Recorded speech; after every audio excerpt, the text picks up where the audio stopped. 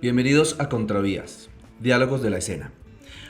Una iniciativa ganadora de la beca La Función Continúa del Portafolio Distrital de Estímulos 2021. Un proyecto de la Compañía Nacional de las Artes y el IDARTES.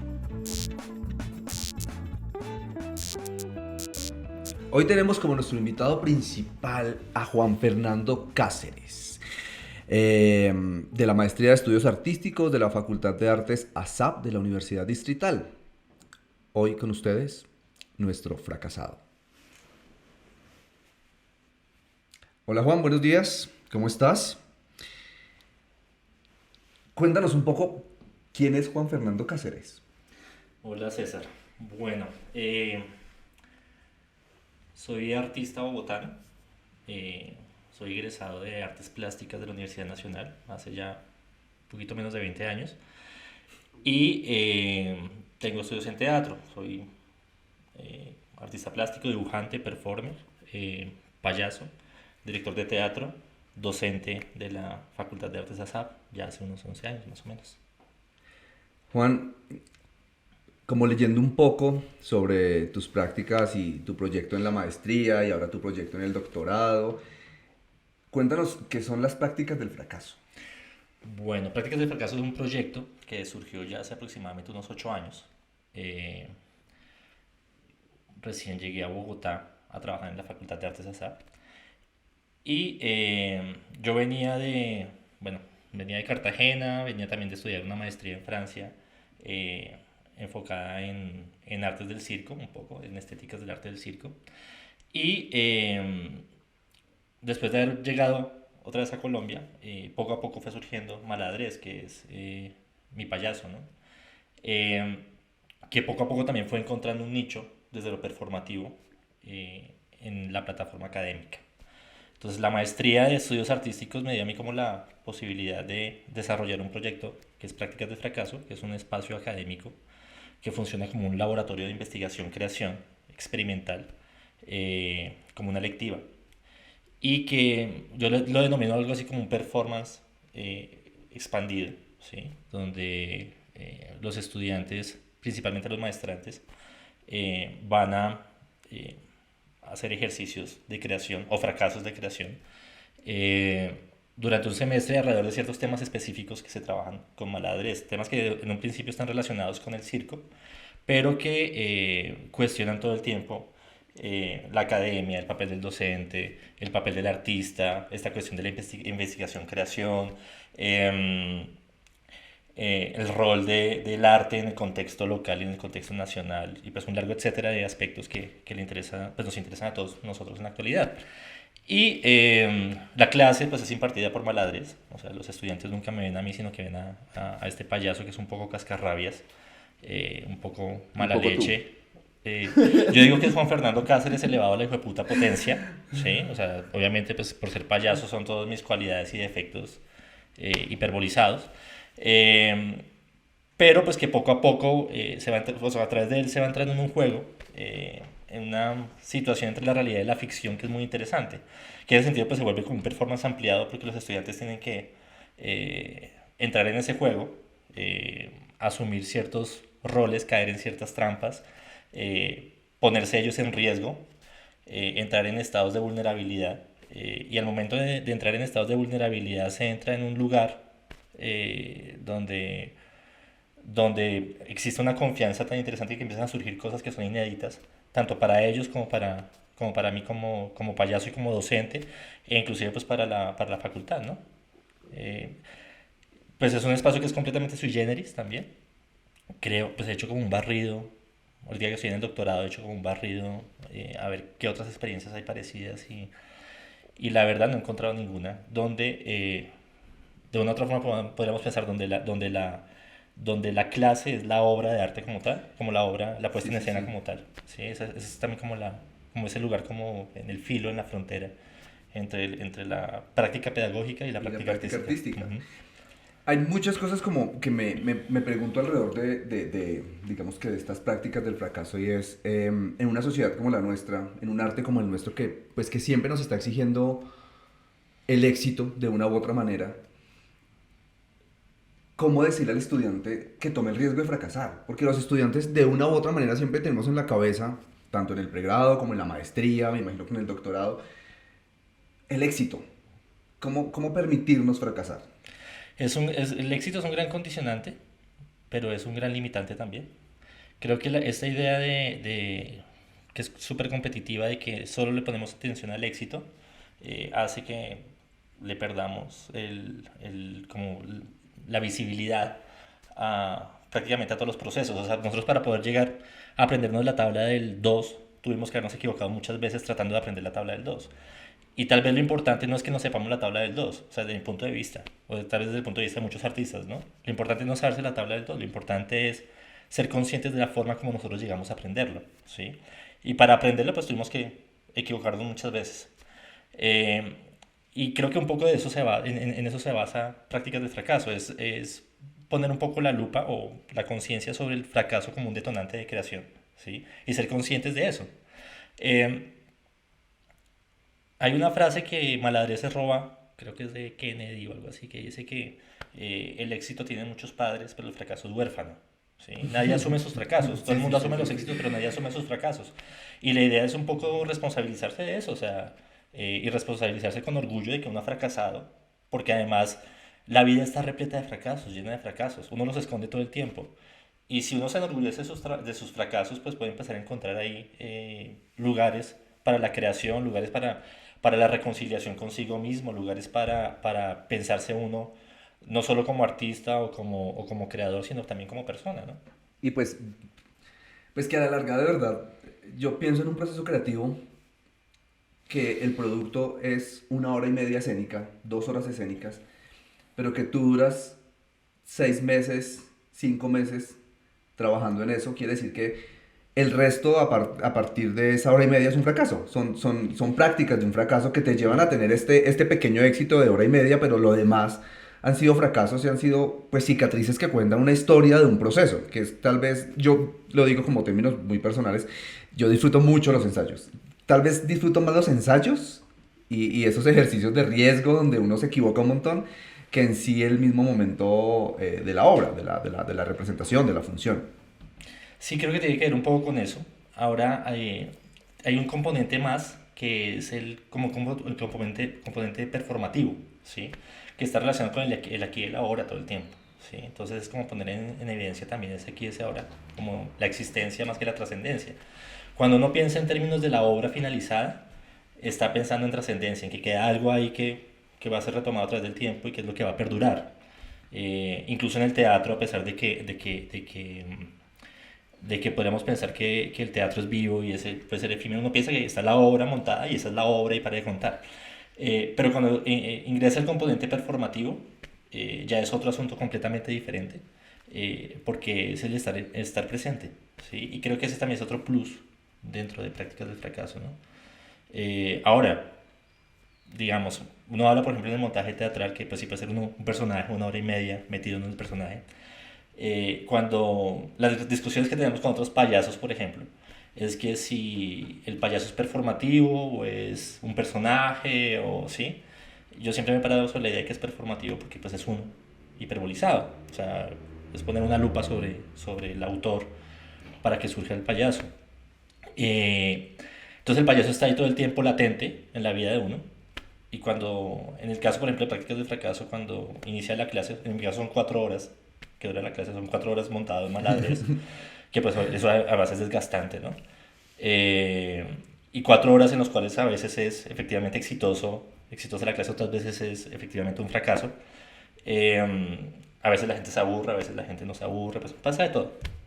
Eh, pero entonces cuando tú tomas conciencia digamos en este caso, que el payaso es performativo porque es presente como tal, las dimensiones de esto son completamente diferentes también, ¿no?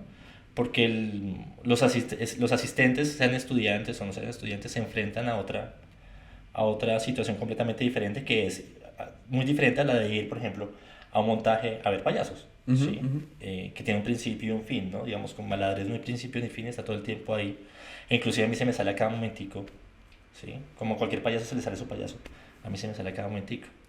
Eh, Creo que eso también es como genera como cierta distancia con esta idea de teatro tradicional un poco, con esta idea de puesta en escena tradicional, ¿no? Porque toca como entrar en tono todo el tiempo y Maladres entra a la clase y pues ya los otros están en su rollo, Maladres se va a la clase y los otros siguen en su rollo, ¿no? Entonces es otra mirada, otra dimensión completamente diferente y que efectivamente pone también en evidencia cuándo somos lo que somos y cuándo no, ¿sí? O sea, cuáles somos los roles que cumplimos y cuándo no. ¿Quién soy yo en una clase? ¿Quién soy yo en la parte del público? ¿Quién soy yo tras escena? ¿Sí? Eso se pone muy en evidencia todo el tiempo eh, cuando uno interrumpe la realidad o irrumpe en la realidad de estas formas, ¿no? De esa manera, que creo que ese es el papel del arte todo el tiempo, ¿no? Juan, una pregunta. ¿Por qué o cómo un artista plástico decide desplazarse primero hacia el clown, hacia el payaso, y luego hacia el teatro, pero luego ya no solo como performer, sino también como director, como montajista, como instalador? ¿Por qué y cómo? Por dejarse uno llevar, creo yo. O sea, creo que justamente cuando uno habla cuando te estoy hablando, por ejemplo, ese tema de no la trascendencia sino la existencia, es en algún momento dejarse llevar. Cuando yo entré a estudiar artes plásticas, uno entra siempre con ese sueño de que uno va a ser el mejor pintor de Colombia, que yo entré pensando que iba a ser pintor, que uno iba a cambiar la historia del arte colombiano, que la enciclopedia Salvat le iba a escribir en un capítulo, etcétera, etcétera, ¿no? O sea, como... Y ya luego en el camino uno se va dando cuenta que van surgiendo otras cosas y otras urgencias, otras contingencias y otras necesidades. Yo salí de la facultad siendo artista plástico más como dibujante y dibujante instalador. Y dibujaba mucho a la Tom Lloyd, como a la engañar el ojo, a lo fotográfico hiperrealista, y llegó un momento en que me mamé, me sentí agotado. Y indagando, eh, pensé en el cambio del dispositivo. Antes era como, o sea, mis dibujos eran muy ligados al barroco, al dispositivo teatral barroco, Ujú. frontal, y ya no tengo que cambiar esto. Y me encontré con la posibilidad de pensar el circo, circular, democrático, Ujú. así como otra concepción del dispositivo escénico que podría ser mucho más interesante en ese momento sin pensar que yo iba a meterme en el teatro. Y terminé aplicando esta maestría en Francia. Llegué a la maestría, pues que era como enfocada en teatro, hacer de hecho ni siquiera mi tesis fue muy vinculante con las artes escénicas más allá que como un observador. Era una tesis sobre los artistas de circo de la Cebra, aquí en Bogotá. Eh, entonces era un análisis estético, ¿sí? Entonces pues tampoco tenía ninguna implicaciones uno como hacedor de teatro. Sin embargo, mi director de tesis es uno de los payasos más importantes de la escena europea. Eh, y por casualidad de la vida terminé viviendo en la casa de él con su familia y tenía a mi disposición toda su biblioteca y tenía a mi disposición todo su trabajo. Aún volviendo después de Francia, yo ni siquiera había empezado a trabajar payaso, sino fue aquí en Colombia donde empezó a surgir el payaso. ¿Sí? Y empezó a surgir desde lo performativo. Ni siquiera desde lo teatral, ni siquiera desde la técnica de clown, ni siquiera, sino empezó a surgir desde lo performativo. Y un poco es permeado por la experiencia de diálogo y contacto constante con quien pues es mi mentor desde la maestría, que es Philippe Goudard. Eh,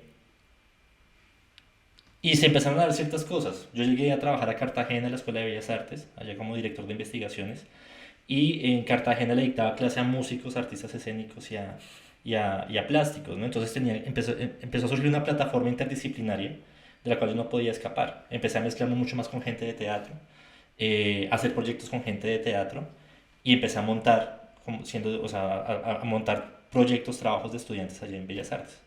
Ya cuando llegué a Bogotá, como nadie me conocía, podía decir que era director de teatro, que era payaso, que era, pues sí, nadie me conocía, entonces no tenía como la posibilidad de que no me creyeran tampoco, ¿no? O sea, podía generar la duda.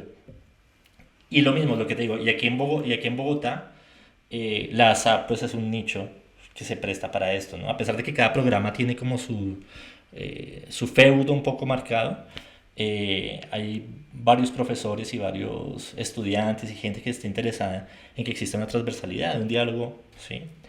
Entonces yo digo que yo dejé un poco de ser el artista plástico,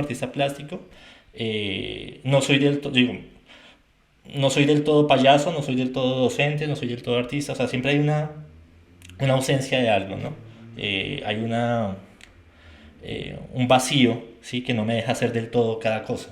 Pero creo que ahí también está la riqueza en las posibilidades que me presenta a mí la vida y que me puedo como mover un poco más, ¿no? Mucha gente me mira con sospecha, ¿sí? Como justamente por eso. Pero creo que el no tenerlo todo como tan certero, como tan definido, tener zonas borrosas, me ayuda bastante como a poder seguir explorando y poder seguir haciendo cosas. Juan, un artista escénico que termina su pregrado, cualquiera que sea el pregrado, música, teatro en nuestro caso, por ejemplo, ¿qué opciones de maestría encuentra acá, de continuar sus estudios? Un poco pensando en esto que tú nos dices de la transdisciplinariedad, de la multidisciplinariedad, de la interdisciplinariedad, que ese es un concepto bastante como ya para abordar en otro tema porque es bien amplio. Pero, ¿qué opciones tenemos? Creo que un egresado de artes escénicas tiene que hacerse muchas preguntas. Ujú. Eh, Uno, como te digo, uno al principio cuando estudia artes no tiene una fijación, ¿no? Seguramente cuando un estudiante de artes escénicas entra y estudia teatro, digamos, se mete a la tarea de ser actor y quiero ser actor y especializarme en ciertas cosas de actor o Pero quiero ¿por qué ser pasa director. eso? O sea, ¿por qué somos tan disciplinares? Por ejemplo, nosotros los que somos egresados del Libre somos súper disciplinares como con el teatro, ¿no? Y nos cuesta un montón después en la maestría desplazarnos hacia otros lenguajes o hacia otras disciplinas. Eso es porque estamos mal enseñados. Sí, no, o sea, nos han metido en la cabeza la idea de que tenemos que ser disciplinares, ¿sí? De que si uno se mueve un poquito, pues, o sea, y más cuando estamos hablando sobre todo de elementos técnicos, ¿no? Entonces usted es un buen actor porque lo hace así, así, así, así, ¿no? Me van a matar los de la SAP, por ejemplo, pero uno reconoce a un actor de la SAP por el tono y el recitado que tiene, ¿sí? Y si no sale así, los que lo dirigen a esos actores todo el tiempo le van a estar mochando sus ideas de hacer otras cosas. Entonces, se nos mete en la cabeza la idea de que necesitamos especializarnos en algo, ¿sí? Que si somos los actores tenemos que ser los mejores actores y para ser los mejores actores tenemos que seguir estudiando actuación, ¿sí? Eh, Sin embargo, creo que o sea, en los cambios que hemos tenido en los últimos 20 a 30 años con relación al acceso a información, al acceso como a otro tipo de imágenes y otro tipo de experiencias, sea por la tecnología, sea por otro montón de cosas, creo que también el abanico de posibilidades de proyección de vida se han ampliado, ¿sí? Eh, Creo que no en vano hay mucha gente joven también que está buscando escapar de lo que ya ha hecho, ¿sí? Buscando otras posibilidades, buscando otras cosas por hacer. Como te digo, o sea, un egresado tiene que preguntarse qué tanto le ha servido realmente su aprendizaje de oficio y empezar a preguntarse y a dudar sobre eso, ¿sí? Creo que eso le falta, por ejemplo, al recién egresado o al que está terminando una carrera, dudar sobre aquello que ha aprendido en los últimos 5 años, 6 años, qué sé yo, ¿sí? Pero Y, Juan, yo estoy seguro que eso está ligado mucho a la formación, ¿sí? Como que ujú, no nos enseñan a preguntarnos, nos enseñan a tener certezas. ujú, Como que durante toda la academia lo que uno hace es como consolidar un conocimiento y no dudar de ese conocimiento. Entonces cuando tú te gradúas, como que tú estás tan aferrado a eso que aprendiste que no te permites aprender otras cosas porque es como tu lugar seguro, ¿no? Entonces tú te gradúas, lo que tú decías ahorita, tú te gradúas como actor y entonces es imposible que tú vayas a cantar ujú, porque tú eres actor. Entonces como que desplazarte hacia el canto es difícil y como que te digan actúa pero no tienes personaje, ya, ahí nos ujú, mataste porque no, necesitamos un personaje, una línea ujú. dramática, una curva de personaje para poder actuar. ¿Cómo, cómo llegar a eso? La pregunta que te hacía al comienzo es cómo encontrar un programa de formación en maestría, cómo ir ¿Dónde están estos programas que nos permiten como hacernos esas preguntas, como nos permiten decir, pues cómo me desplazo de mis saberes, cómo cuestiono mis saberes, cómo problematizo mis saberes? Porque indiscutiblemente la escena o el panorama escénico es otro. O sea, no es el que estaba ni siquiera hace 10 años. Es otro. No sé, hay otra exigencia para el artista y estos artistas que están emergiendo necesitan otras habilidades, otras ductilidades, ¿Dónde están esos programas? ¿Cuáles son esos programas? Yo creo que el estudiante tiene, pues el egresado tiene que huir. No huir del país, sino tiene que huir de aquello que le han enseñado. Las hay, o sea, lo que pasa es que hay que, en ese caso hay que buscar maestrías o estudios posgraduales que sean interdisciplinarios, ¿sí? Que no se enfoquen en lo disciplinar, que no sea otros 2, 3 años siguiendo estudiando actuación con fulanito de tal porque es ese, ¿sí? Sino que hay que buscar espacios donde se pueda entrar en diálogo con personas que vienen de otras disciplinas, ¿sí? Si uno se va a quedar metido en una escuela de teatro, por ejemplo, otros 3 años, solo se va a encontrar con gente de teatro que le va a seguir hablando de teatro, de lo mismo Stanislavski para acá, ¿sí? Y tratándole de meter en la cabeza cómo debe hacer las cosas. Pero, y no va a tener la posibilidad tampoco de arriesgarse mucho, porque tiene un camino allanado de cómo deben ser las cosas.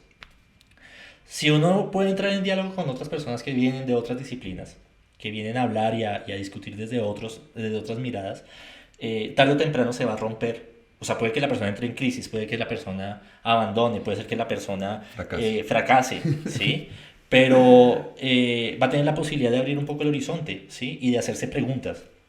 Porque realmente, o sea, si uno no sale, si uno no rompe el cascarón, pues uno va a creer, va a estar convencido de su burbuja todo el tiempo, ¿sí? Y ahí puede quedar, mejor dicho, patinando todo el tiempo, ¿sí? Tal vez inclusive en un lugar de confort, tranquilo, o sea, porque no quiere decir que la persona que se dedique a la actuación toda su vida y la estudia a profundidad, no quiere decir que eso esté mal, ¿sí? Pero a veces sucede que pasan los años y esta persona se quema haciendo lo mismo y luego cuando tiene la necesidad de hacer otra cosa no tiene para dónde agarrar, ¿sí? No tiene una plataforma sobre la cual medio pisar para poder hacer otro tipo de proyectos, ¿no? Ok, como que bajo eso, ¿qué panorama nos ofrece la maestría en estudios artísticos de la SAP? La maestría de estudios artísticos de la SAB a mí me parece que es un proyecto muy bonito, es un proyecto interesante y además que ya se ve proyectado en el doctorado también y bueno, eh, es un proyecto de orden interdisciplinario muy ligado al pensamiento de la Universidad Distrital. Eh, Pensamiento también de orden decolonial, por un lado, pendiente, por ejemplo, de otros tipos sensibles de conocimiento, no necesariamente el conocimiento moderno positivista que nos están instalando, a pesar de que pues obviamente hay docentes que vienen de esos ámbitos, pero que permite de una u otra forma también como la apertura a pensar procesos de investigación, creación y a pensar sobre todo el arte como una herramienta de conocimiento, de pensamiento y de intervención, ¿sí? Eh, es un espacio de diálogo todo el tiempo, donde no hay tampoco nada asegurado. Creo que es un espacio de crisis. Pues algunos llegan y sacan su tesis sin ningún lío en el tiempo que es, pero creo que es un espacio para entrar en crisis. Porque es preguntarse realmente sobre todo aquello que nos han enseñado, no solo acerca del arte, sino acerca de justamente eso de la modernidad, acerca de la sociedad, de la cultura, del género, de un montón de cosas que están ahí todo el tiempo marcándonos y, y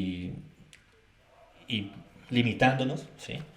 Que de una u otra forma pues puede dar también la mayoría de las posibilidades para generar nuevas miradas y nuevas formas de afrontar la vida, afrontar la práctica artística o afrontar otros problemas a través de la práctica artística. Utilizas una palabra que me causa a mí como un poco escalofrío y es esta composición de investigación-creación. ¿Por qué ligar la creación de la investigación? ¿Por qué desligarla? Porque la pregunta que me tienen acá en el máster es ¿especialistas o polifacéticos? Y en esa dirección va la pregunta, porque como que tenemos que cada vez como que especializar más incluso el lenguaje, entonces decir investigación, creación, pero pues desde el origen la creación es una investigación del entorno, una investigación del artista, una investigación del contexto, una investigación de la obra en sí misma, porque esa necesidad ahora, y es muy contemporáneo, de ponerle palabras y de etiquetar todo cuando ya pues como que en eso también nos hemos desdibujado. O sea, si miramos el arte hacia atrás, vemos que el artista antes hacía más cosas y no era tan tecnificado como ahora. Ahora nos formamos y, exacto, lo que decíamos ahorita, somos actores, entonces no podemos desplazarnos hacia la pintura porque somos actores. Pero es que el actor antes tendría que pintar, tendría que diseñar, tendría que hacer sonografía, su vestuario, tenía que salir a cantar, tendría que vender boletas ahí en la calle. Entonces, eso de investigación, creación, como que digo, ¿por qué la necesidad de decir investigación, creación y no dejar la palabrita como creación, que es como un todo? A mí también me hace, como dices tú. Sí, o sea, igual, la palabra investigación-creación tiene que ver con un posicionamiento académico, realmente. O sea, realmente es una estrategia de orden universitario. ¿Por qué? Porque los últimos 50 años tal vez el modelo que tenemos de universidad solo se enfoca en la investigación. ¿Sí? Entonces las facultades de arte siempre quedan por fuera de todo esto. Esta idea de sumar puntos, créditos, puntos docentes, hacer proyectos de investigación y que los proyectos de investigación, la plata para los proyectos de investigación solo se dirigieran hacia los científicos, hacia las ingenierías, hacia lo técnico y dejaban siempre por fuera las artes.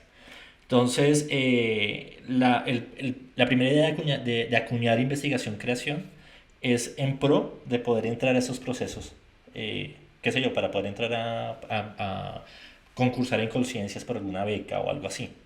En Colombia es un proceso que lleva también mucho tiempo y que lideró la Universidad Nacional en un principio, la Facultad de Artes de la Nacional con Gustavo Salamea, y luego pues fueron replicando en otras universidades a través de ACOFARTES, que es la Asociación de las Facultades de Artes.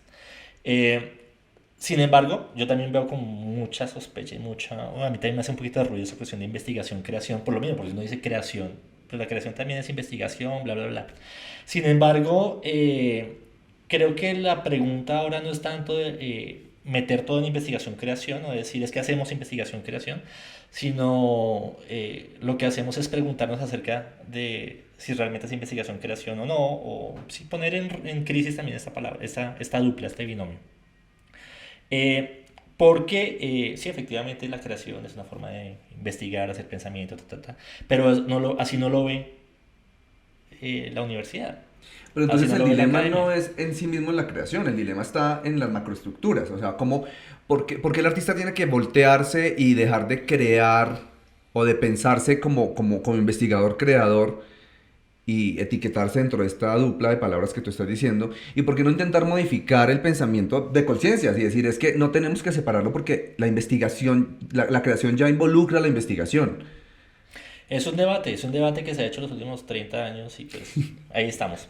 La idea de investigación, creación, a mí me gusta mucho la idea de investigación, o sea, cuestionarlo, porque Ajá. realmente, además porque hay muchos que dicen, no, no es investigación, creación, sino tenemos que leer en las facultades de artes de creación e investigación, ¿sí?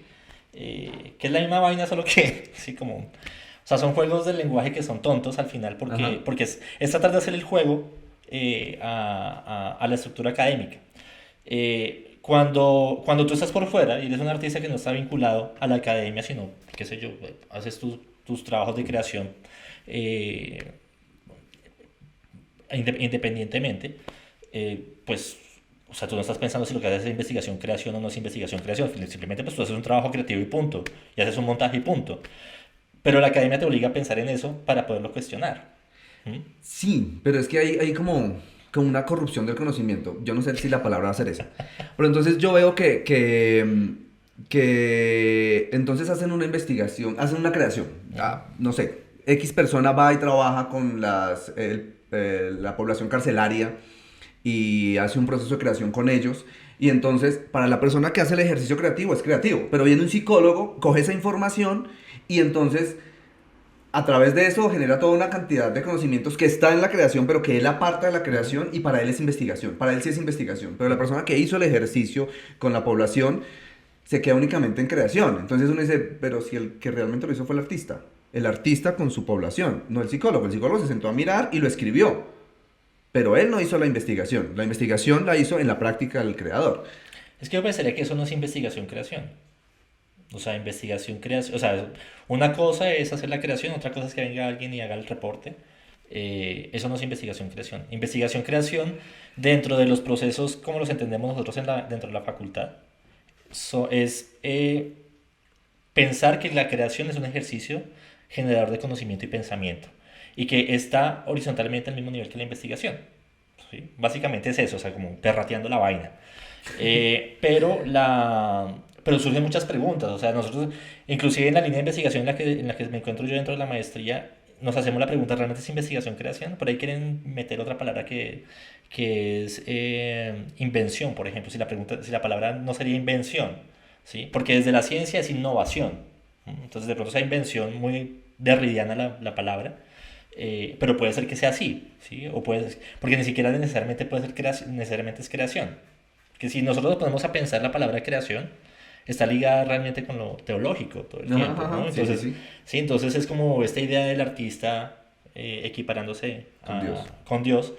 Y pues de pronto si ya en esta época no somos tan creyentes como hace 500 años, de pronto la palabra tampoco sea creación. ¿Sí? Entonces, o sea, hay muchas preguntas ahí que surgen alrededor de eso. Por ahora, como te digo, la investigación-creación es una estrategia, digo yo, me van a matar más de uno, es una estrategia de docentes universitarios en facultades de artes que necesitan sumar puntos para poder subir sus sueldos a través de artículos, creaciones, exposiciones, etcétera, etcétera, y poder escalafonarse.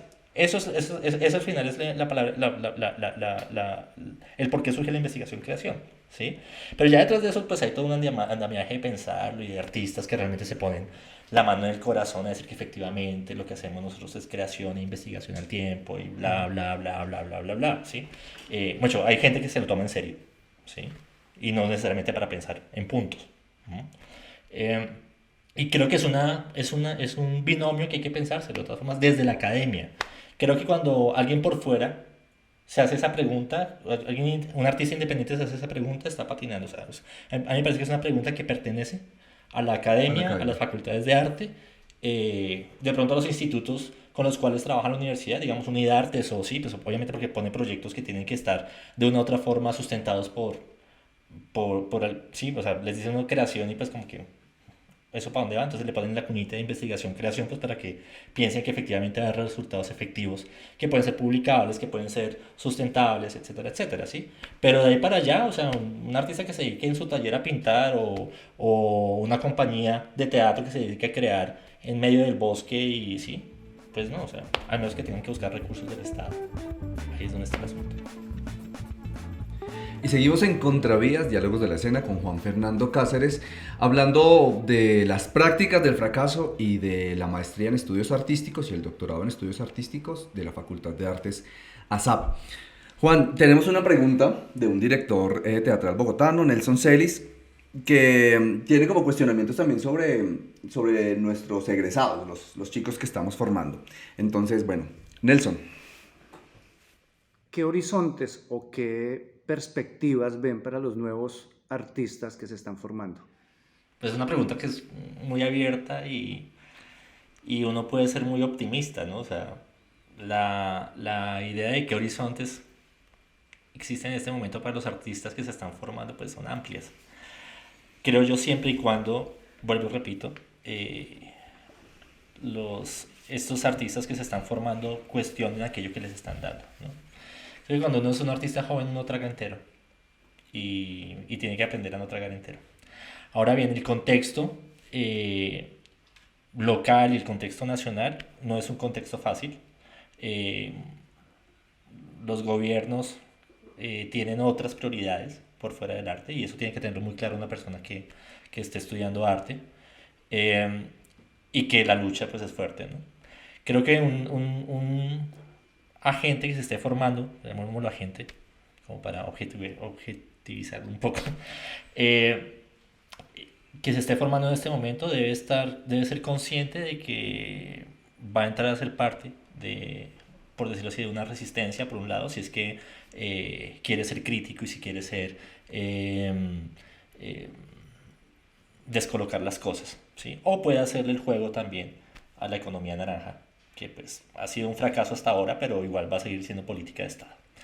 Eh, Creo que ese es el horizonte, el horizonte inmediato. Sin embargo, creo que los que estamos inmersos en el campo del arte, eh, estamos es por necesidad. Eh, a nadie le obligan a estudiar artes en este país. Si nadie está estudiando artes por obligación, sino que estudiamos es por necesidad. Y no por necesidad económica, sino porque necesitamos expresarnos de cierta forma o aprender a expresarnos de ciertas formas, o utilizar ciertas herramientas o ciertas estrategias para poner en escena aquello que nos está jodiendo, que nos está fregando. Eh,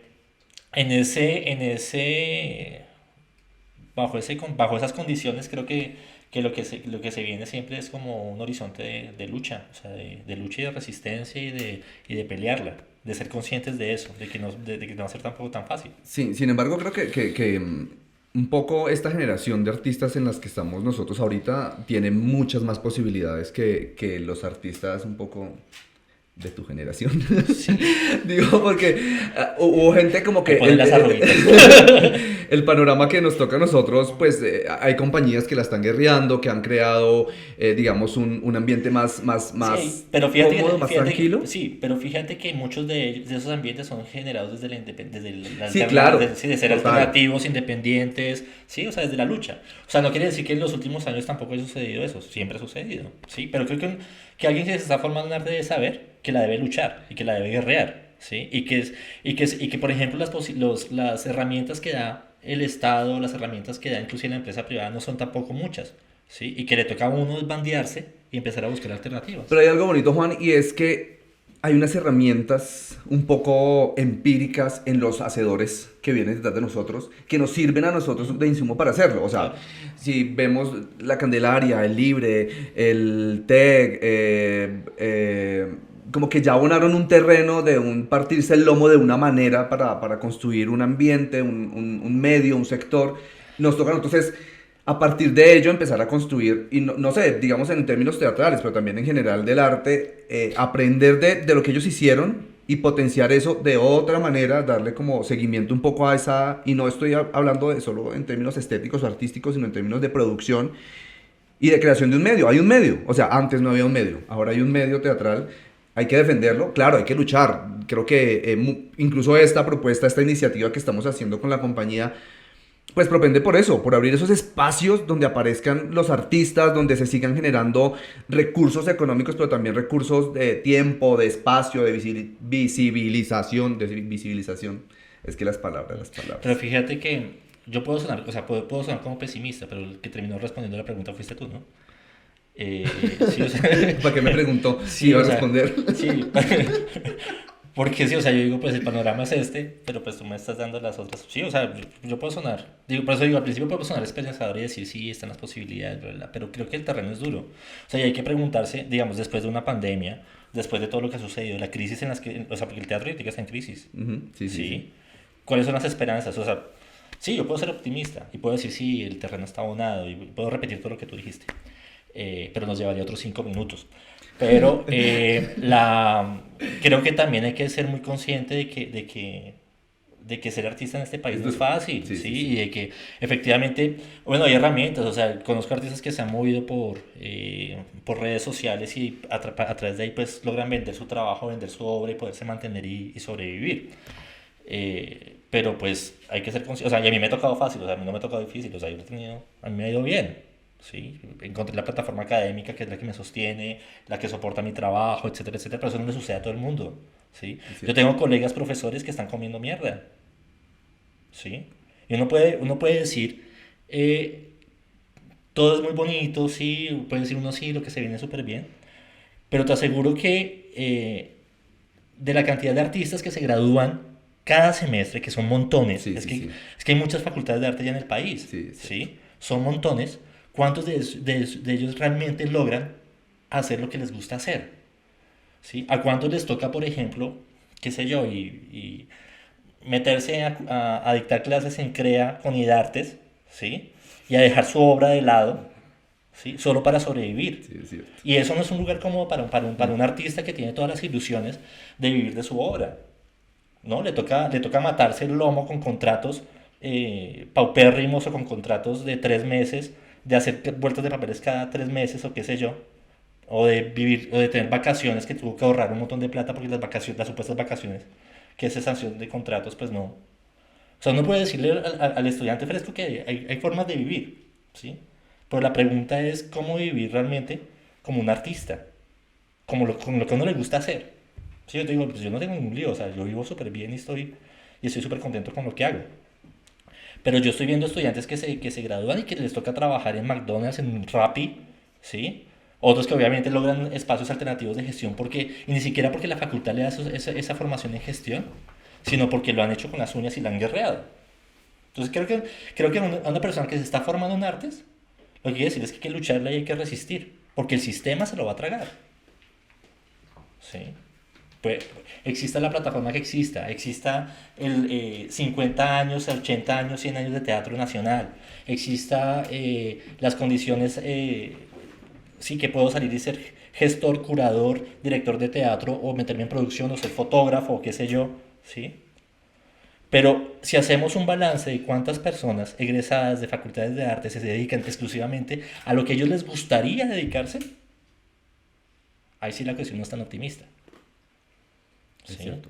Entonces, creo que por eso te digo yo, el que se mete a estudiar arte se mete por necesidad y porque realmente le apasiona la cuestión.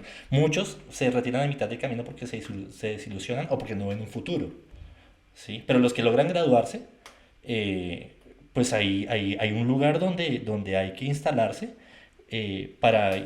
como te digo, o una de dos, o hacer el juego al estado del sistema y nos metemos en la economía naranja, y seguramente ahí hay muchas posibilidades, sobre todo para productores, y, o sea, para intermediarios, para hacer plata, o me meto a buscar otras alternativas completamente independientes y alternativas, que ahí es donde entra de forma muy interesante la posibilidad de dialogar con otras disciplinas, ¿sí? Para buscar otras salidas, ¿sí? Y hacerle guerra a esto que nos está imponiendo. ¿Sí? O sea, nosotros podemos, sí, hay una globalización, sí, hay diálogo con otra gente, pero ¿cuál es la estructura y cuál es el sistema que nos está en este momento condicionando todo? Pues muchas reflexiones sobre el quehacer, sobre nuestros estudiantes, sobre la formación, sobre el papel de la academia en el panorama bogotano, en el panorama pandémico, prepandémico, pospandémico. Y muchas preguntas, sobre todo muchas preguntas nos quedan a nosotros y a ustedes también que nos están viendo. Gracias Juan por acompañarnos hoy, gracias por venir, por madrugar. No, gracias por la invitación. Esto es Contravías, Diálogos de la Cena, hoy con Juan Fernando Cáceres, nuestro fracasado en las prácticas del fracaso. Muchas gracias Juan. Gracias.